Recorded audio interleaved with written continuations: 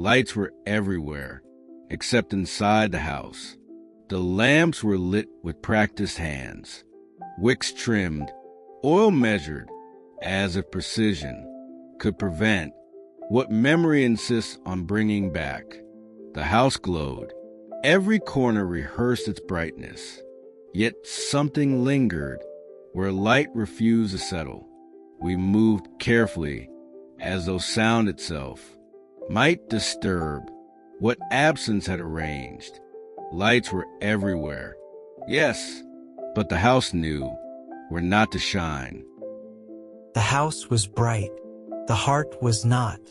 Every window held a promise of light, each flame an unspoken assurance that joy was supposed to arrive. The house complied, the heart hesitated. Rooms smiled politely, but the chest remained. A locked door no celebration had the key to. Brightness knows how to enter spaces. It has never learned how to enter people. Outside, the night was loud with color. Sparks climbed the sky, as if trying to outgrow darkness. Inside, silence learned to breathe. It sat between conversations, waited at the end of sentences, rested where laughter should have stayed longer. We closed the door, not to keep the noise out, but to protect the quiet that had finally told us the truth.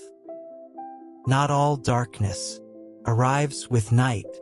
Some of it arrives with memory, with names that no longer answer, with chairs that remember who once sat there.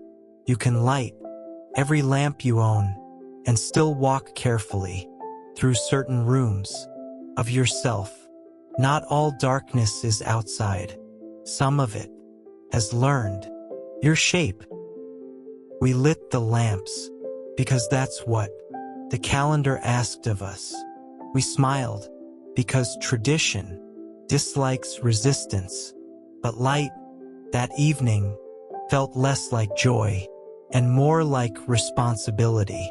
Still, we kept it burning, not to prove happiness, but to remind ourselves that even obligation can carry a quiet kind of hope. These poems were written for moments that don't announce themselves loudly, for the festivals that look complete from the outside, but feel unfinished within. They were written for the spaces between rituals, where memory lingers, where silence says more than celebration, and where light exists, but does not always know where to land. They do not ask joy to arrive on time. They do not insist on healing, or closure, or brightness. Instead, they reflect what many carry quietly: absence, hesitation, endurance, and the slow understanding that feeling different does not mean feeling wrong. If the season feels softer, or heavier, or unfamiliar, let these poems remind you of one thing: you are not alone in that feeling. Sometimes simply staying, listening, breathing, and keeping a small light burning is enough.